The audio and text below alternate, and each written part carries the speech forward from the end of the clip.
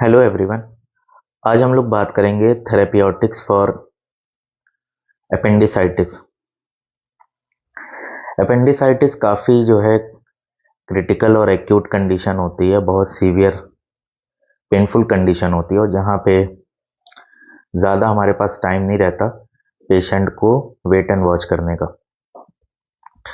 ऐसी कंडीशन में होम्योपैथी का बहुत अच्छा रिजल्ट है, बट जो होम्योपैथ है उसका ऑब्जर्वेशन और उसकी केस टेकिंग बहुत मैटर करती है इस कंडीशन में, क्योंकि एक्यूट कंडीशन में हम ज़्यादा वेट एंड वॉच नहीं कर सकते।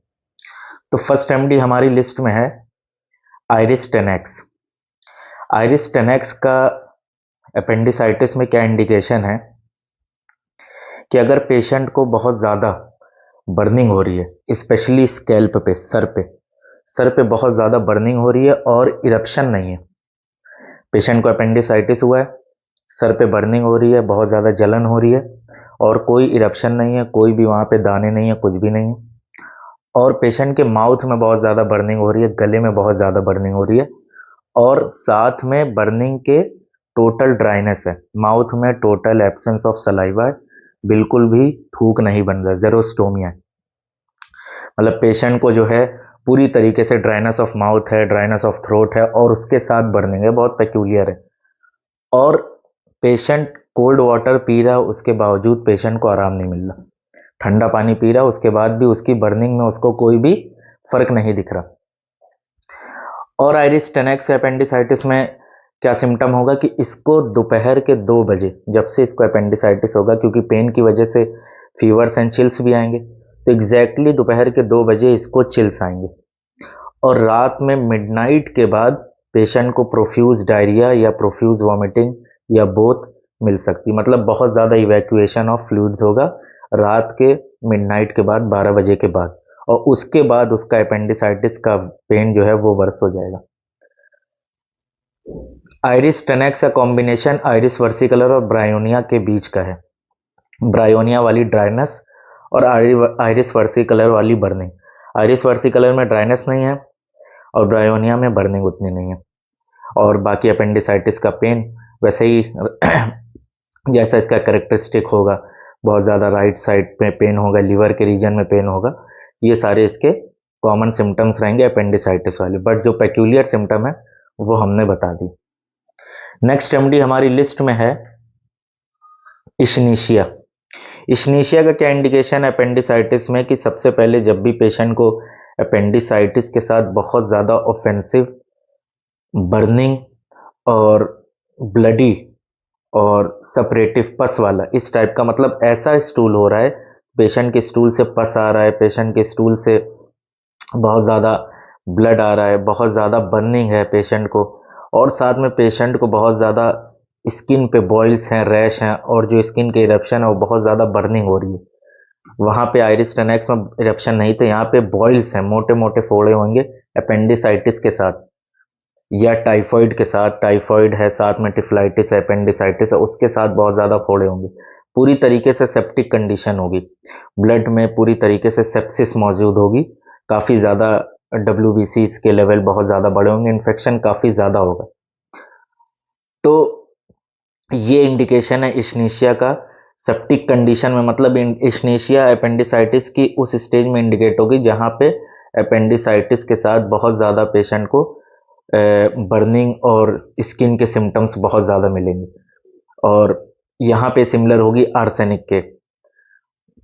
एक सिम्टम और है इशनीशिया के अपेंडिसाइटिस में बहुत इंपॉर्टेंट, कि यहाँ पे एक चीज़ और सिम्टम की बात करें, यहाँ पे एक क्वेश्चन है इशनीशिया का कि अगर पेशेंट के अल्ट्रासाउंड में अपेंडिसाइटिस के साथ ये निकला है कि पेशेंट को जो है पस भी बना हुआ है, अपेंडिक्स के अंदर पेशेंट को पस भी बना हुआ है, अपेंडिसाइटिस विद सपुरेशन है, तो वहाँ पे इशनीशिया हम नहीं देंगे, क्योंकि इशनीशिया पस को प्रमोट करती है। तो वहाँ पे क्या होगा कि इशनीशिया जब हम देंगे तो अपेंडिसाइटिस रप्चर होने का चांस ज़्यादा होगा, तो वहाँ पे हम लो पोटेंसी में दे सकते हैं। लेकिन अगर पस फॉर्मेशन अपेंडिक्स में नहीं है, साथ में स्किन में बॉइल्स में बहुत ज़्यादा सपरेशन है, पस फॉर्मेशन है और बहुत ज़्यादा प्यूटरी डिस्चार्ज हैं, स्किन स्मेल कर रही, बहुत ज़्यादा बर्निंग है, जो उसके मुंह से भी महक आ रही है, बहुत ज़्यादा आ रही, सीवियर ऑफेंसिवनेस है। तो ये टोटलिटी है पूरी इश्नीशिया की। नेक्स्ट रेमेडी हमारी लिस्ट में है अपेंडिसाइटिस में क्रोटेलस हॉरिडस। क्रोटेलस हॉरिडस का क्या इंडिकेशन होगा अपेंडिसाइटिस में? अगर पेशेंट को अपेंडिसाइटिस के साथ बहुत ज़्यादा जॉन्डिस है, मेलिग्नेंट जॉन्डिस, मतलब जॉन्डिस ऐसा कि पेशेंट के यूरिन भी ऑलमोस्ट येलोइश रेड हो रहा, बहुत ज़्यादा ब्लैकिश टाइप में, इस टाइप से यूरिन हो रहा, और पेशेंट को जो स्टूल होगा वो डिसेंट्रिक होगा, और स्टूल से जो ब्लड निकलेगा वो तार की तरह स्ट्रिंजी, रोपी, स्लिमी ब्लड, और ब्लड अलग रहेगा, वाटर कंटेंट ब्लड का अलग रहेगा, इस टाइप से अगर स्टूल होगा, और साथ में जॉन्डिस बहुत हाई लेवल का है, और पेशेंट को ये अपेंडिसाइटिस है, और एलिमेंट्स हमको ये अगर मिल रहा है कि पेशेंट ने कहा कि कुछ दिन पहले हम ऐसी जगह गए थे जहाँ पे फ्यूम्स बहुत ज़्यादा थी, वेपर्स बहुत ज़्यादा थी, मतलब वहाँ पे गैस का इनहेलेशन हमसे हो गया। वो गैस कुछ भी हो सकती है, जैसे स्मॉग हो सकती है या चारकोल गैस हो सकती है, कुछ भी। उसके बाद से मेरी तबीयत खराब होने लगी और मेरे पेट में दर्द उठा और अपेंडिसाइटिस डायग्नोस हुआ, और उसी के साथ में पेशेंट को जॉन्डिस है, डिसेंट्री है इस लेवल का, और पेशेंट को ब्लैक यूरिन, और ब्लैक इन द सेंस कि डार्क ब्लडी यूरिन होगा, आरबीसी बहुत ज़्यादा उससे निकलेंगे, और पेशेंट को जो है जॉन्डिस बहुत ज़्यादा। तो ये पूरा इंडिकेशन हो जाएगा क्रोटेलस हॉरिडेस का। नेक्स्ट रेमेडी हमारी लिस्ट में है रेमनस कैलिफोर्निका। रेमनस कैलिफोर्निका का इंडिकेशन अपेंडिसाइटिस में ये है कि अगर अपेंडिसाइटिस के साथ पूरी बॉडी में जनरलाइज रूमेटिक पेन है, मतलब पेशेंट को इवन पेन यहाँ फेस पे भी हो रहा है, चीक्स पे भी हो रहा है, फेशियल मसल पे हो रहा है, हेड में हो रहा, नेप ऑफ नेक में हो रहा, और अपेंडिसाइटिस के साथ बहुत सीवियर लंबैगो अपेंडिसाइटिस का जो पेन होता है ये यहाँ पे हो रहा है, उसके साथ पेशेंट को कमर में बहुत ज़्यादा दर्द हो रहा है, लंबैगो बहुत ज़्यादा है, पेशेंट की पूरी लंबर रीजन में पेन है, और पेशेंट को each and every small joints में पेन है, एक्यूट रूमेटिज्म है, एक्यूट रूमेटिक कंडीशन है। तो ये इंडिकेशन हो जाएगा रेमनस कैलिफोर्निका का। जनरली ऐसा सिम्टम नहीं मिलेगा अपेंडिसाइटिस में कि अपेंडिक्स के साथ पेशेंट को जनरलाइज रूमेटिक पेन हो रहा है, तो अगर ये मिल रहा तो ये क्लियर कट इंडिकेशन है रेमनस कैलिफोर्निका का। नेक्स्ट रेमेडी हमारी लिस्ट में है हेपरसल्फ। हेपरसल्फ का क्या इंडिकेशन होगा अपेंडिसाइटिस में कि अगर अल्ट्रासाउंड में ये निकल रहा है कि पेशेंट को अपेंडिक्स के साथ जो हमने वाली कंडीशन बताई थी इश्नीशिया वाली, कि अपेंडिक्स के साथ सपुरेशन है, पस फॉर्मेशन है, पेशेंट के लीवर में हेपेटिक एब्सेस है, लीवर में पस फॉर्मेशन है, और पेशेंट को बहुत ज़्यादा सीवियर पेन हो रहा है और हल्का सा भी जार हो रहा है। Jar in the sense patient ये कह रहा है कि अगर मेरा कपड़ा भी हल्का सा मूव कर रहा है तो मेरा पेन बढ़ जा रहा है, इतना सीवियर हो रहा है। लीस्ट टच एग्रावेशन है, पेशेंट को लीस्ट कवरिंग अनकवरिंग एग्रावेशन है, मतलब अगर पेशेंट हाथ भी बाहर निकाल रहा अपने कपड़े के या चादर के तो पेशेंट का पेट दर्द बढ़ जा रहा, हल्की सी भी हवा लग रही पंखे की पेट पे तो पेशेंट का दर्द बढ़ जा रहा। ये हेपरसल्फ का बहुत स्ट्रॉन्ग सिम्टम है। नेक्स्ट इसके साथ कॉन्कोमिटेंट सिम्टम अपेंडिसाइटिस में ये मिल सकता है कि पेशेंट को लगेगा कि गले में स्प्लिंटर है, कांटा है, कोई नीडल फंसी हुई है, और sharp stitching needle like pain होगा, स्वेलिंग, कुछ घोटने पे ऐसा लगेगा कि अंदर गले में कोई सुई चला रहा, सुई मूव कर रही, इस टाइप से पेन होगा। और हेपरसल्फ का एक और इंडिकेशन होगा अपेंडिसाइटिस में कि जब पेशेंट को अपेंडिसाइटिस होगा, पेशेंट को क्रेविंग होगी एसिड्स की, सावर्स की, वाइन की, स्ट्रॉन्ग स्टिमुलेंट्स की। ये इंडिकेशन है पूरा हेपरसल्फ का। साथ में मेंटल सिम्टम इसका प्रीडोमिनेंट होगा, एक्सट्रीम इरिटेबिलिटी, एक्सट्रीम एंगर, वायलेंसी, बहुत ज़्यादा वायलेंट होगा, पेशेंट अब्यूजिव भी हो सकता है, चीज़ें उठा के फेंक सकता है, एंग्री, किसी को भी अपने पास जो है वो वेलकम नहीं करेगा, किसी को भी अपने पास बुलाएगा नहीं, टोटली आइसोलेट अपने आप को कर लेगा। ये इंडिकेशन है हेपरसल्फ का।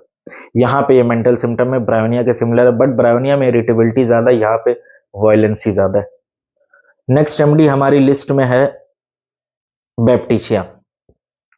बैप्टीशिया का अपेंडिसाइटिस में क्या इंडिकेशन होगा? सबसे पहले कि अगर पेशेंट को अपेंडिसाइटिस के साथ बहुत सीवियर डायरिया है, स्टूल वाटरी है, ब्लैकिश टाइप में है, और इतना ऑफेंसिव है कि पेशेंट के गार्जियन कह रहे हैं, फैमिली मेंबर्स कह रहे हैं कि पूरा घर महक जाता है, पूरा कमरा महक जाता है। इतनी ऑफेंसिवनेस, इतनी बदबू रहती है कि पूरा, अगर पेशेंट टॉयलेट गया और अगर दरवाज़ा हम लोग खोल दें तो पूरा घर में स्मेल पहुंच जाएगी और काफ़ी देर तक रहेगी। इस टाइप से ऑफेंसिवनेस रहेगी। और पेशेंट में एक लो वीकनेस मटरिंग स्टेज रहेगी। पेशेंट टोटली जो है कोलैप्स्ड वाली कंडीशन में चला जाएगा। पेन रहेगा, पेन बहुत सीवियर रहेगा अपेंडिसाइटिस का, बट पेशेंट इतना वीक हो चुका होगा या इतना वीक होगा उस अपेंडिक्स की कंडीशन में कि पेशेंट को पेन के साथ बहुत ज़्यादा जो उसका मूवमेंट होता है, जो रिएक्शन होता है वो नहीं, रिएक्शन डल रहेगी।